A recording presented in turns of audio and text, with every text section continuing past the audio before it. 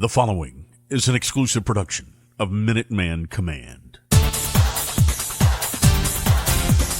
The Flagship Pod with your hosts, ESPN personalities Mike Corey and Rene Ingoglia is on the air. Brought to you by Todd Fritz Roofing with insight and info from UMass and MAC insiders. From the Command Studios, here are your hosts, Mike and Rene. Episode 15. My gosh, welcome in. What's going on, man? We're just over a month away. Your countdown's on, buddy.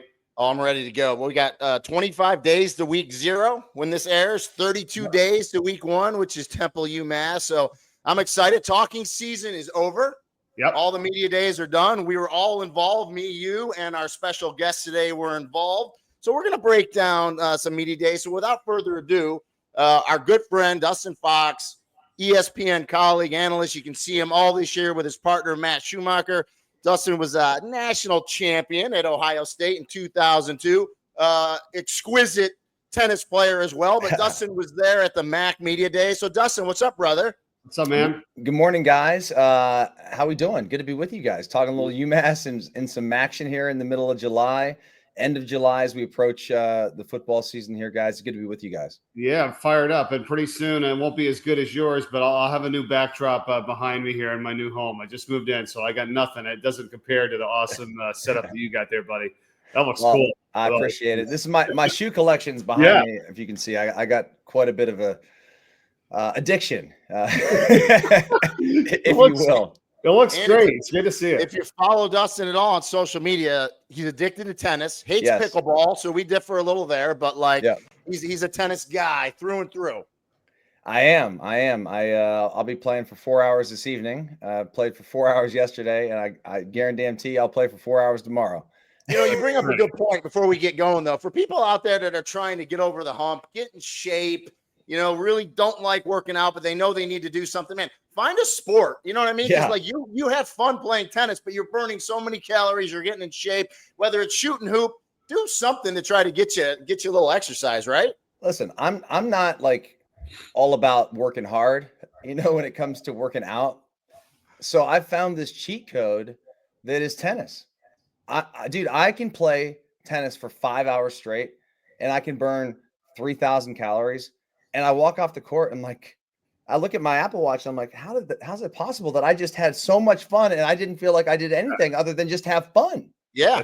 That's a great call. Like it's like cheating. It's like cheating. It's like a cheat code for like, you know, your physique and working out and trying to stay in shape and all these great things. So for me, I found this it's just amazing. So that's why I'm so passionate about it. I'm gonna have to get into that. We had our daughter in a all sports camp, and we came back one day. I was like, "Well, what was your favorite? What'd you like?" She's like, "I like the tennis." I'm like, "Oh, tennis, all right." So now you got a new house, you got a big yard, put a tennis court in. See, Dustin's all tennis. I'm like, you know, little lower level. I got a pickleball court at my house. So there you go. All right. By the way, I'm looking for land to build a tennis court. I'm dead listen, serious. Buddy. Come to the free state of Florida. Taxes are free. Come on, we'll hook you up down here, okay? I need to get down there, man. And Florida. There you go. You got plenty of room at the Gridiron Ranch, dude. My wife she lived in Florida for 21 years in Naples, so our thought process is to get down there at some point. You will, no doubt. All right, let's get into football. You had MAC Media Days. Just give us your overall view of the MAC. UMass comes back in as a full member. What was the vibe? Give us your thoughts. I mean, I think the vibe from UMass standpoint is they're excited to be back into a conference and not as like this temporary home where they're just kind of biding their time. And then, you know, they went back to independent. It's been Rene, you know, as well as anybody, you're alum. Like you go from, you know, FCS to FBS, and then you're an independent, then you're at a conference. And then you're independent again, which basically means you're totally screwed when it comes to your scheduling. It's just a tough spot to be in. And when you don't have an affiliation with a conference, you're kind of like out of the family, right? You're not Notre Dame, and this is not a knock on UMass, but like it's hard to be an independent. Hell, even you know, like BYU's in a conference now. Like you got schools that you need to have a conference in college football to continue to push the competition, to feel like you're a part of something, to have the support. And I really do feel like UMass this go around with the Mid-American Conference and talking with Commissioner John Steinbrecher, it feels like it's a really nice home, especially with NIU leaving next year, going to the Mountain West. So it's a good fit, I think, for UMass. I think in terms of, them coming back, it's the right time. They've done a great job in Amherst. The facilities have been, significantly upgraded, which is now going to put them on par with the other facilities in the conference, having their own stadium, not playing at Gillette, like that. All those things are a huge factor. And it's why I think, Coach Simiak and his staff are super pumped about this opportunity. Yeah, I mean, what about what was the vibe from the other teams too, Dustin? Like, what were you gathering from them? Because it feels like every year in that conference, it's a different team, right? That wins it all. That it's not, it's there for the taking, so to speak. Well, yeah, I mean, it's been sort of the haves and have-nots, the last couple of years in terms of the top of the conference. You got the Ohio Bobcats, you got Miami, Toledo. Last year, Buffalo came on strong. So that was like the surprise last season, which was Buffalo. The question is, with now how things have changed in college football with the dynamic, with the portal, with NIL, I know it's different for the Mid-American Conference because you're not like getting guys to come play for Buffalo and handing the guy, $500,000. It just is not the reality. But there are still players that are out there in the portal that are nice fits for certain schools, guys that go to a big school that, it doesn't work out, whatever the case may be. I feel like you can turn a team around in basically a year. And Buffalo is a great example of that with Pete Lembo last year, who wins 9 games. They win the Bahamas Bowl, and the team a year before didn't even go to a bowl game. And they were on the downslide. You know what I'm saying? So you can turn things around. UMass could be a surprise team. They've got some good skill position players. The quarterback will be interesting to see what plays out there. But overall, the talk of the media day was basically like, who's going to win this thing? Is it going to be Toledo? Is it going to be Ohio, Miami, or is it going to be Buffalo or one of these surprise teams? Maybe Bowling Green, with Eddie George now as the head coach. That's a great story there too. So there's a lot of good things going on in this conference. Ohio last year, they lose to Miami in the regular season. They end up playing them in the MAC title game and absolutely beating the brakes off them 38-3 up in Detroit. And you're thinking to yourself, okay, well, what happens with Ohio this year? Well, they lost their coach, Tim Albin. And so Brian Smith comes in, with the Bobcats and try to figure out, can he continue the legacy of what Solich left and then what Tim Albin continued on, and now can Smith take over that? We'll see. Chuck Martin in this league for 12 years, and he's been killing it the last couple of years. So there's just a lot of good stuff, guys. Yeah, like Ohio was like one of the most consistent teams in that league, right? They had yet to finally get to the title game. I mean, it was crazy. Well, they've been to title games, but they hadn't won one since 1968. Right. They hadn't won it. Yeah. Which is wild. And I spoke with Tim Albin this week at the American Media Days because now he's the Charlotte head coach. A lot of people don't realize he was at Ohio for 20 years. Yep. Yeah. And you want to talk about consistency. If you guys remember last year, when they came down here and played in the Cure Bowl, they were the only team in the nation, I'm talking about Ohio, that hadn't lost one player in the portal. That's crazy, right? That's consistency. Now, with him leaving, things are changing. But I want to ask you, Dustin, so the MAC does a preseason coaches poll. A lot of the other conferences did not do one. I know Conference USA didn't do one. The American didn't do one. So just so people know, Toledo was 1. Miami was 2. Ohio was 3. All 3 of them got first place votes. Buffalo 4, Northern Illinois 5, Bowling Green 6, Western Michigan 7, Eastern Michigan 8, Central Michigan 9. Line of the Michigan's right up there. Ball State 10, tied for 11th, Akron and UMass, and then Kent 13. Do you agree with that, Dustin? Does that seem about right for you to start the season off?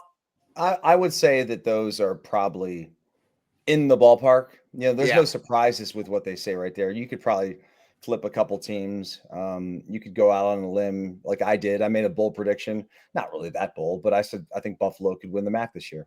Yeah, and so we'll see. I'm a big Pete Lembo fan, and I think he's done a tremendous job in a season of building a culture and kind of turning things around in a positive way for the Bulls there in Amherst, the other Amherst. Yeah. No, yeah, Rudy, I agree with Buffalo. You talked about it a million times. Well, that's what I mean. So me and Dustin are on the same wavelength. We're both analysts for ESPN. We've known each other for a long time. We talk a lot. I bring up the Buffalo analogy all the time because I believe UMass can be Buffalo this year.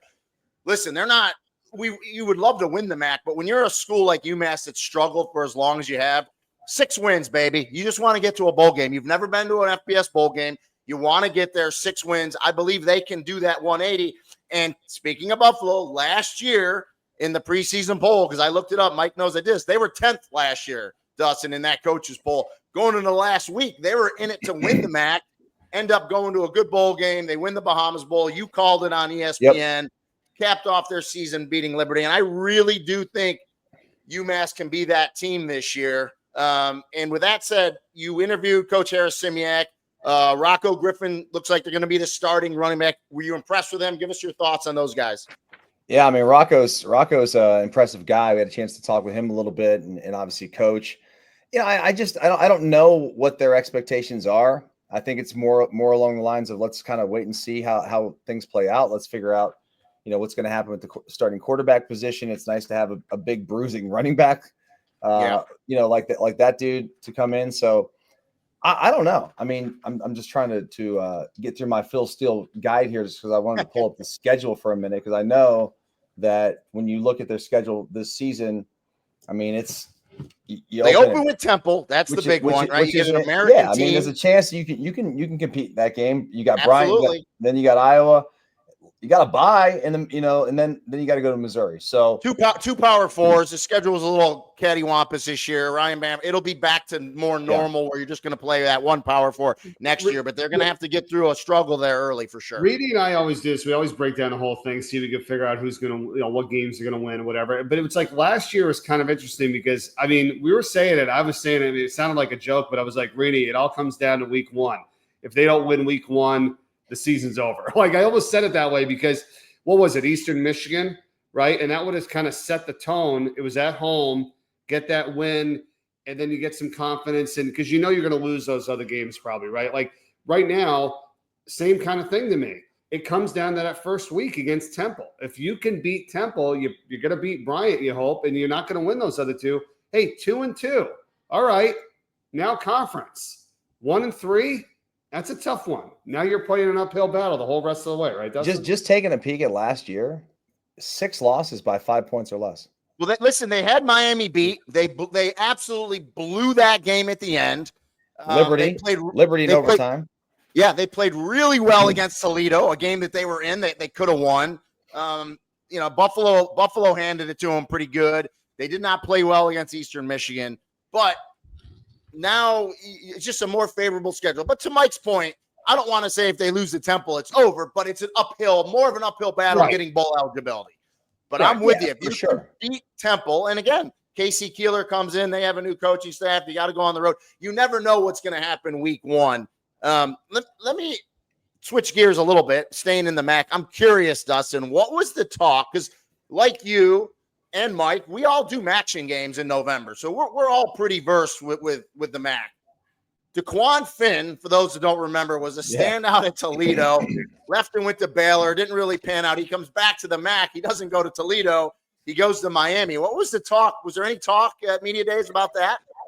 Absolutely. Are you kidding me? I mean, I asked specifically Chuck Martin about that. And, of course it's weird. The guy literally his last game that he really played with Toledo was in the MAC championship against Miami, starting for Toledo. That's how crazy this whole thing is. And then he transfers to Baylor, got a bag of cash. Can't blame the kid for that. Didn't work out for him. Didn't like the situation. Totally get that. A lot of guys, that's the case. You got to go get that money, and he did. But then he was like, you know what? I'm looking for another opportunity. This is like around, the bowl game and whatnot. And, he goes in the portal. And it just was the right time for Miami and the right time for him. Toledo's fine. Like they figured life after DeQuan Finn with Tucker Gleason, and he's been great for them. They had a little bit of a meltdown at the end of the year. I don't necessarily think it was all his fault. They didn't have a lot of favors given to them in terms of injuries they've had last year, but whatever. Tucker Gleason's back for them. Tucker Gleason was DeQuan Finn's backup before DeQuan Finn, leaves and goes to Baylor. So the opportunity presented itself for him, and he ran with that job. I think it's one of those deals where it kind of works out for everybody. But boy, when these teams play in the middle of October, I think it's October 8th or October 4th rather, it's going to be crazy because watching that game, it's going to be a lot of fun. It's already kind of a rivalry because you got these schools that were in the same division for quite a while, and they were division. They went at it quite a bit throughout the year. So it'll be interesting to see that game. The heck was I just going to say? I had a brain fart. Go ahead, Mike. I totally forgot what I was going to say. No, it's definitely an interesting situation of that. I mean, and it's like, at least with the conference too, it's like there's an identity. I mean, it's fun. It's, it's midweek. It's November. It's like grinds you out. You know what I mean? Like you don't, it's not pretty at all times, right, Dustin? But I mean, it's like, every game matters. I mean, it really does. No, it does. And to your point, talking about the schedule and how it opens up with that game at Temple, and then you've got Bryant. You think about it, if you find a way to beat Temple, let's assume. I mean, you should beat Bryant. You're in FBS. Yep. They're in FCS. No excuses. You have to win that. There's no excuses. You should win that game. You should be 2-0, and you should play Iowa. You're not going to beat Iowa. I mean, you can. I mean, obviously it's football, but you're probably not going to beat Iowa. And then you got to play Missouri on the road. So you got to go at Iowa, at Missouri. Those are games that are going to be a challenge. We all know that. So if there's a chance you could be 2-2 going into MAC play against Western Michigan in October, I think if you're a UMass fan, you got to be thrilled. No, exactly. Then you got to go 4-4 in conference, and you're going to a bowl game.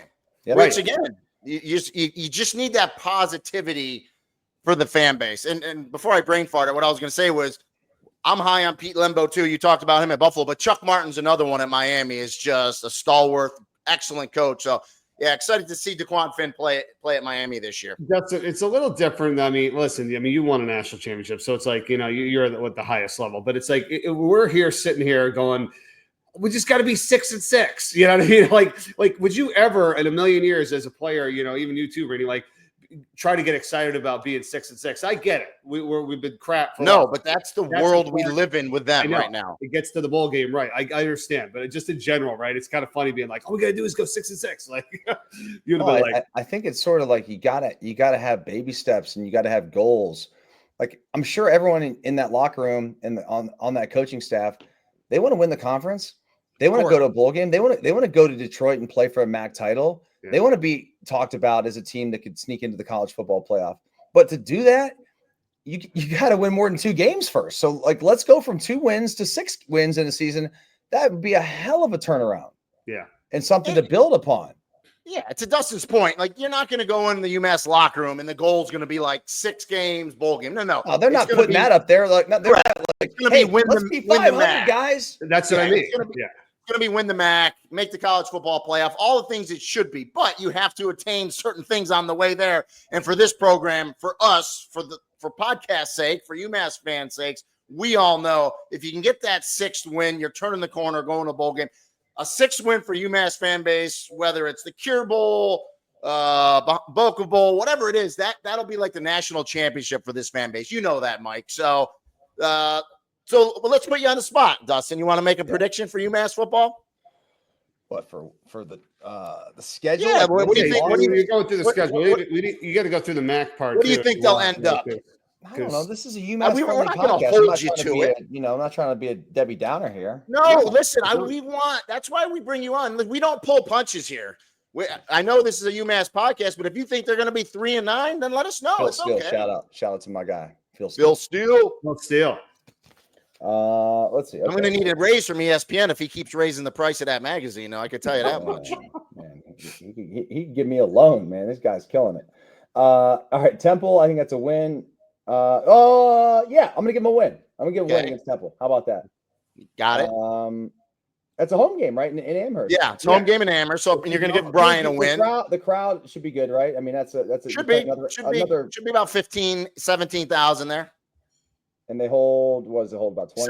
17's a sellout, so. Okay, yeah, 17 is a sellout. All right, cool. All right, so let's give him a dub there. Give him a dub against Bryant. Not beating Iowa, not beating Missouri. Okay.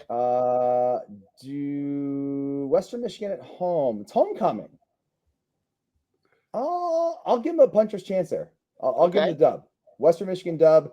Oh God, man, I'm on a roll here. 4-2, guys. You're gonna get one at Kent. Guys, we're 4-2. The Minutemen right. are 4-2 going into this Buffalo game, October 18th. They're not going to win Buffalo. Okay, 4-3. We're 4-3. We're going to Central Michigan. We're not going to win that, guys. I'm sorry. Got it. 4-4. We're going on the road. That's a tough place to play in October. We get a bye week before we go to my hometown where I live right here in Akron, Ohio. Akron. And I'm sorry, guys, that's a loss this year. Okay. 4-5. However, you guys are going to turn around and come right back home on November 12th, midweek action to beat Northern Illinois. And that's going to be the first action game back at UMass. It'll be on national TV. We know that. Yep. So where are we at? 5-5. 5-5. With 2 big games to go. And I'm sorry, Athens, Ohio, they need that one, guys, because they're trying to go to Detroit. Gotcha. So that's an L. We're 5-6. And there's no way you're going to bet against Eddie George. That's an Ohio State thing. So you have him 5-7. 5-7. Okay, listen. It's not out of the realm. I mean, look, it's a good breakdown. And listen, you had them going into November at 4-4. Every UMass fan you talk to will take that. You have a puncher's chance once you get to November to get to a bowl game. And I listen, that was a great breakdown. I can't disagree with it at all. I hopefully a couple flip the other way. Absolutely. Go 6-6, 7-5. You know what I mean? That's what you hope. Dustin, you're absolutely right on the close losses last year. You brought up that note earlier. It's like, here's the thing. Just don't lose the game. Like, don't be the reason why. Like, don't F it up. You know, they effed it up. Well, they had one of the worst special teams in the nation. I mean, I hate to just keep bringing it out.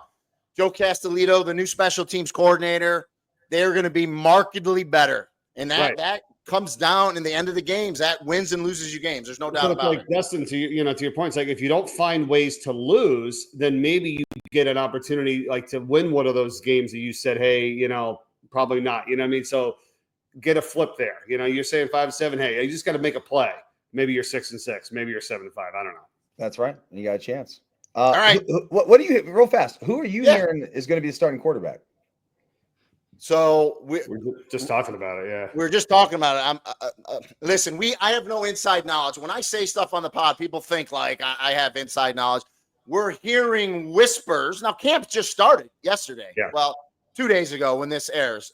Brandon Rose, Rose, the Utah transfer, is looking really good. But I can say they're really happy with their top 3 quarterbacks. There's no doubt about it. You got Grant from Yale, Hairston, the young kid. Like, they're really happy with their quarterback nucleus. But I'm hearing Rose right now. But we'll see. We'll see. Love it. Wait, Ty Harden looks like a player, wide receiver, by the way. Oh, yeah, he is. Yeah. And he's a kid that Maction, like you could see him out of Maction night in the slot, right? Going for, 12 receptions, 241 yards, and 3 touchdowns, right? A breakout performance on a Tuesday night. So I'm excited for him. That would be cool. By the way, you don't think that every coach in the SEC, in the Big Ten, and all these Power 5s or Power 4s watch these Maction games because they're like, who's that number 10? Right. And the listen, it's all new now, and the MAC coaches know that. So, like, if you get one good year out of a player and he breaks out, you're going to lose him. But you know what? That's football now. It's just the way it is. So hopefully you get that one standout year. You get a kid that goes in the MAC and balls out for a year or two, and does all of a sudden like a Krishan McCray, right? Who was at Kent State, and all of a sudden I think he ended up like at Michigan State or somewhere in the Big Ten. It's like, dude, you ball out in this conference. You'd rather have a Krishan McCray than a kid from high school who's a 3-star that you're just really not sure if the guy's going to translate. So you got a guy that's done it in college. I mean, these MAC players are going to these Power 4 schools, and they're having success. Yeah, sometimes, like you said. I mean, I'm talking about guys who good players in this conference who have gone on. It doesn't happen for everybody. I'm not saying it's like every player, that, but I'm like, you can look at some guys who are, a wide receiver here or a tight end there, and all of a sudden they go to an Alabama or an Ohio State. I mean, there's the tight end from Ohio, Case Merrick, last year was for the Bobcats, played for the Buckeyes this year, right? And made plays. So I mean, it happens. All right, 2 questions before we get you out of here. You mentioned this is Northern Illinois' last year in. What do you think quickly about them going to the Mountain West? And you talked to Commissioner Steinbrecher. Do you think they're going to look for a team to replace Northern Illinois, get another team in there? Even though I know UMass is in this year, but you think they'll go for expansion again? Beyond my pay grade in terms of that. Yeah, The even number of 12 teams, you're 13 now until NIU goes back to the Mountain West. Yep. I think 12 is a nice number. It doesn't have to be an even number because of the way that they do the pods and the scheduling now and the no divisions. And you take the top 2 teams, in terms of your record in conference with the tiebreakers and all that stuff. I don't know that it necessarily matters. 12 is a nice and even number. I do like that number. I think they'll probably be there for a little while. But in terms of NIU, it's sort of a sad thing to see them go because there's a rich tradition with the Huskies there in DeKalb. And, I'm sure you guys know, as you guys have been to DeKalb many times calling games throughout the years, hoops games, maybe even 2, Mikey, for you. Spend some time at Fatty's and like we're going to miss those days, those you think NIU football, NIU Huskies, you're thinking, man, DeKalb and the MAC, like it's kind of like bittersweet to see him go, even though they're going to go to a conference that's, a very competitive conference in the Mountain West. They're in Chicago. They fly to a lot of games anyway. You know what I mean? Yeah. So it's like it kind of makes some sense for them to be there, but nonetheless, disappointing, I think, for MAC fans like myself and you guys, of course, to see them go. Yeah, and that Mountain West TV deal is up this year. I know we did a pod on it, so it'll be curious to see what those schools get with their new deal, where it falls in accordance with what the MAC schools get. I don't think it's going to be much more, if any, to be honest with you, but we'll see. Ohio State, your alma mater, do they repeat? Julian Sayin at quarterback. What do we talk to us? Look at that. Look at all those stars. Dude, that's awesome. Go Bucks. It looks like Chris Spielman's helmet back in the day. That's great stuff. Dustin, I'm looking forward to hopefully calling some games with you, man, in absolutely. November this year. Yeah, absolutely, man. That. I remember, dude, we've done – Mikey, you and I have done a bunch of games together, but I remember that we did Akron and Miami. Oh, yes. But remember, didn't we do like Akron, Miami the previous year? Or it was the last time we'd done a game. So right. Maybe we'll get Akron, Miami this year. I swear they go right to the schedule. Like, hey, what did we have last year? Oh, yeah, those guys put them out again. Yeah. Dustin. Hey, great to see you. Thanks, brother. Hey, you and Matt have a great season. We'll be in touch. We'll talk. Likewise. Yeah. Both of you guys have a great year, guys. Thanks, man. You too. That's awesome. Yeah, he's great. Yeah, he's great stuff. And like you heard him, he lives right in Akron. I mean, he's in that MAC footprint, and awesome to have Dustin on. Listen, I can't argue with his breakdown going through the teams. You know, I don't either. We're not here to be like, oh, we're gonna be, no. It's like that's a legitimate understand. You've got to earn it, right? You got to earn it. So I'm glad he did it. I'm glad he didn't say like, oh no, that's a win. He's like, I'm sorry, guys, that's not going to happen. Yeah. Okay, so now they know. Like I said, you got to make a play. You got to step up and win some of those games. And see, and I'm on the more optimistic end of that, where I think they will make some plays. They will have a game-winning field goal. They will block a kick late. Right. To me, and I think that takes you from 5-7 to 6-6 or 7-5.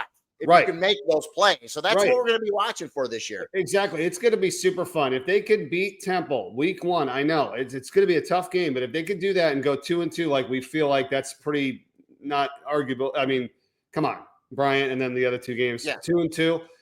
Let's see what happens in the MAC. But you got to make some plays. Hey, be baseline. Don't lose a game, but let's make a play to win. Well, great segue because you bring up game 1. So I had the American Media Days this week, or last week, I should say. So in Charlotte, they did a great job. They always do 6-hour show. Didn't get up for 6 hours. I saw you there, man, on the desk. A little overkill, but it's just, it's hard. We 11 minutes for every coach we talk to, 5 minutes for the players at our side desk, and it's a long day, but it's great. So talk to Casey Keeler, who you know very well. I know, thought it was a great hire for Temple, but listen. All new coaching staff, new GM, and interesting. So Evan Simon was Temple's starting quarterback last year. Everyone assumed, it's his job. And Lige Duzabal, my co-analyst, just assumed it with Casey Keeler talking to him. He goes, no. And Evan Simon was right next to us at the desk, said, no, Evan is not, he's not being given the starting job. He knows that. He has to earn it. They brought in, a lot of UMass fans probably don't know this, they brought in Giovanni McCoy as a transfer quarterback.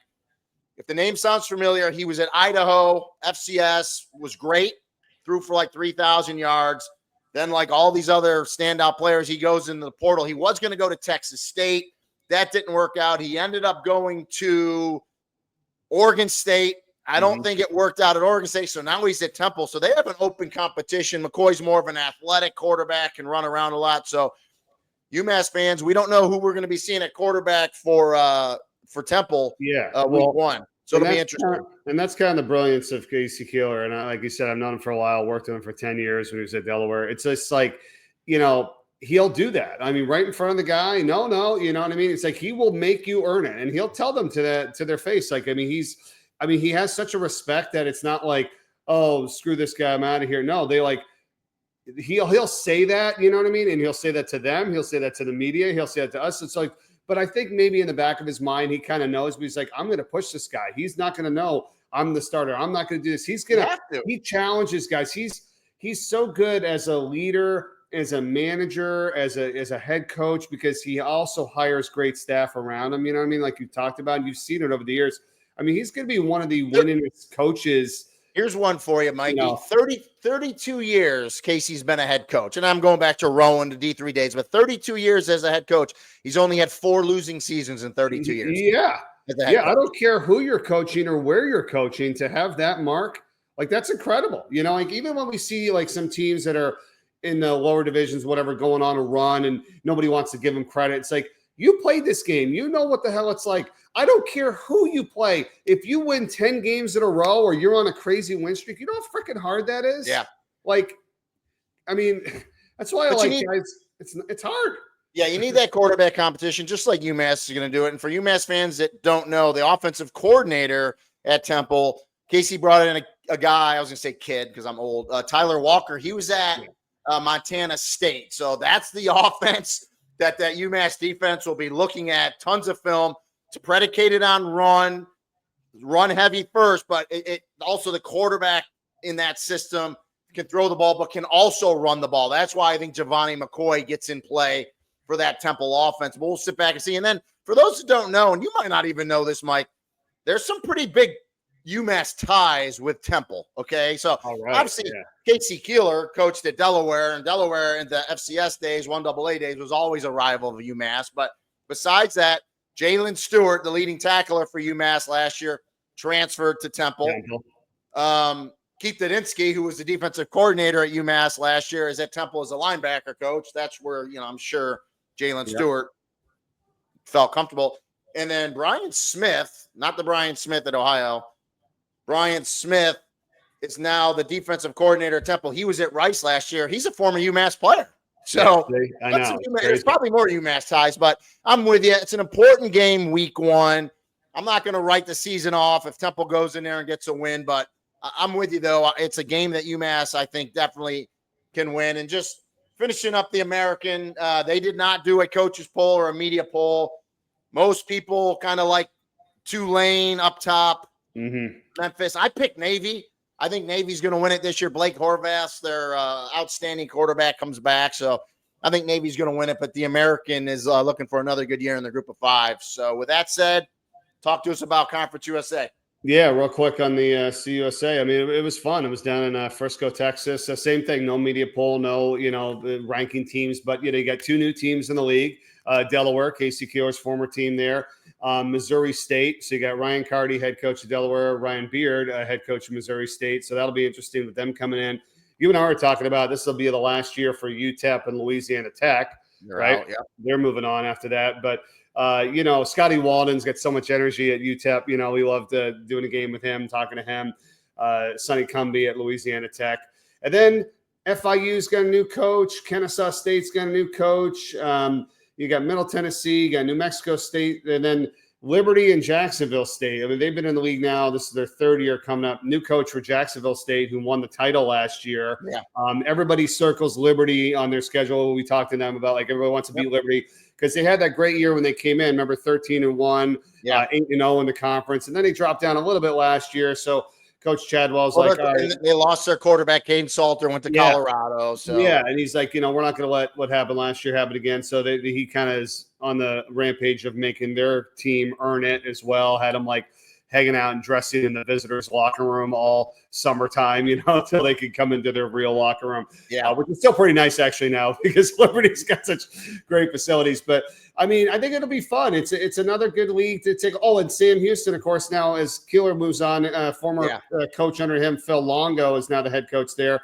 And then Western Kentucky, I love Western Kentucky with Tyson Helton. We've done, they've probably been the most consistent team. I mean, he's been to 6 straight bowl games, one of 11 teams in the nation to play in 6 straight. So that's pretty good. Yeah. So it's up for grabs. This is another league kind of up for grabs. So let me get the UMass fans going a little bit here. So you notice I kind of asked Dustin that question about Northern Illinois leaving and would the MAC look to replace them? And he's kind of like, I like 12. So let me throw some stuff out to you. I'm a former detective, so I do some research, and I'm not saying this stuff's going to happen, but I think we can all agree that the dominoes are not stopping with conference realignment. They're constantly going. And as a commissioner, if you're not on the offense, you're in trouble. You're going to get passed up. You're going to get bamboozled. Okay. So Louisiana Tech and UTEP are out at Conference USA. You just said that. Okay. Right. I'm hearing a replacement that wants to go into CUSA really bad as Tarleton State. Okay. FCS program. Okay. So we're seeing all these FCS programs jump, right? We saw Delaware's doing it this year, Missouri State, Tarleton's an FCS. Sam Houston was an FCS a few years ago. So we're seeing movement. Commissioner Steinbrecher for the MAC made a comment about expansion in the Northeast, talking about UMass, and it made people's ears perk up. Like, okay, what else? I'm going to throw this out there, okay? And we know the athletic director. I know the athletic director really well, and I've never talked to him about this. I never asked him, but University of Rhode Island has become a really good FCS program. They're redoing their stadium. I don't know how big it's going to be, but I think some of their games they may be playing in the soccer stadium in Rhode Island this year. But they're redoing their stadium. Wow, what an addition. I'm just throwing it out there. What an addition to the MAC. If you bring Rhode Island in and all their sports, now you have 2 really good New England teams in there. I'm just going to throw it out there. So we'll see. It's a great call. I'll tell you what, everybody wanted those rivalries and those regional games that we always used to have with UMass, New Hampshire, Maine, Rhode Island. Think about if all of a sudden those teams started to think like, hey, maybe we create this little Northeast corridor of the MAC. Maybe there's 16 teams. Maybe all of a sudden you got New Hampshire, Maine, Rhode Island, UConn, UMass. Like what would be wrong with that? UConn's still sitting out there, and I know whenever you talk UConn, you always hear Big 12, Big 12, Big 12. And listen, I would too, right? You want to go for the best. At the end of the day, though, they know they eventually have to get into a conference for football. Yeah, but they're all about basketball. So it's like if you want to get in the conference of football, fine. How cool would that be if you took New Hampshire, Maine, Rhode Island, and UConn and put them in the MAC? I mean, listen, I think for the UMass fans in New England, the New England fans would love that. That'd be awesome. The MAC fans, more Midwest, they probably, but baby steps. I just think Rhode Island redoing their stadium. They've been really good in FCS. They put money into the program. They got their Olympic sports are really good. Their basketball, similar, right? Basketball better than I do. No, they've always had a good basketball program. Kind of just, like UMass, they've had really good runs. Danny Hurley was there, for heaven's sakes, right? I mean, that's where he started. He got that team rocking. I'm just saying, something to watch in the next couple of years as the new Pac-12 starts. The new Mountain West starts. There's no doubt Conference USA is going to add a team, at least one team to replace Louisiana Tech. And again, UTEP is left there too. So I'm just saying it's not over. Something to watch. Yeah, I'll just say a final comment too. It's like when he talked about Northern Illinois. I know it's upsetting because it's like you put them in that group and they've been there and the tradition, the history of the rivalries. We all know this. Unfortunately, and that shit's out the window because it doesn't matter anymore. They could care less. Like UCLA and USC, when they left, you're like, oh, they're flying out to play. And yes, they are, because it's about the money, which sucks. But yeah, those rivalries are gonna go away. You know, I mean, at least they had it for the amount of years they did. That's why I said it earlier. It's about the money. Right. I just don't know what that new TV contract for Mountain West is going to look like compared to what Northern Illinois was already. The MAC schools make about $2.5 million a school. So just something to watch next year and see. No, I know. I mean, maybe it'll be 4. Like, I mean, but you know, it's not going to be crazy. Well, we'll see. Like Dustin said, that's over my pay grade too. And then one last thing before we go, Mike. Well, a couple things. There was a tweet that you wanted to bring up. Yeah. Go ahead, Mike. Read that. This was on social media and it got sent to all of us. It's kind of funny. This is funny. This guy. Congrats on your 5-star recruits and $100 million facilities, SEC fans. Meanwhile, the MAC is out here playing real football in front of 14 people in a raccoon on a Tuesday night during a blizzard. You ever see a punter throw a touchdown to a long snapper while the scoreboard's on fire? Didn't think so. While you're all busy arguing over which frat-funded dynasty is slightly less fraudulent, Toledo's cooking up a triple reverse flea flicker in a game that ends 43-42 after 6 missed PATs and a goalpost gets stolen. That's not football. That's Maction. You wouldn't survive 1 quarter in Ypsilanti. Someone from the Sickos committee probably wrote that one. But yeah, that's Maction. Listen, we've done Maction, Mike, together on a Tuesday, Wednesday night where it's about 2 degrees and literally there's 10 people. It just is. But the Maction's not going away, folks. The ratings that they get on those nights, all eyeballs are on them. It's so good for the schools, not just for sports, but just for regular, students. It's a 3.5-hour infomercial for the schools. It really is, and it's been great. So, and I make it a point. Oh, go ahead. No, go. No, I'm just saying I'd really make it a point, and I know UMass is going to do this, but to just blow it up as big as possible, those 2 games you're going to have at home, right, in November. I don't care what the weather is. I don't care what the hell's going on. Just show up, pack McGurk. At Northern Illinois, that's going to be the Maction game at home, November 12th. So if you're listening to this, start planning already. And let's end on a real high note. I don't know if you saw the video, and I probably should have hit Christian up with this earlier, Christian McCollum, who's producing, because he probably could have put the video up. But if not, go to UMass Twitter. And Minuteman Command probably retweeted it. But Monday was the first day of camp, and the players for UMass came in. Brand new locker room. They saw a brand new locker room, all kinds of brand new Adidas gear, and the vibe. There was something about the vibe, for that team it's just different. It's something we haven't seen in years. So that really got me excited. So if you haven't seen that video, it's like a 2-minute video. Go watch it. There's just a different vibe about this program this year. Yep. I'm fired up, man. When we do this again next week, it'll be August and we'll be in game month. Okay. So get ready for that. Awesome. Have fun today, brother. Yeah. Thanks a lot, man. Have a good one. See you guys soon. Thanks, Dustin Fox. See you guys.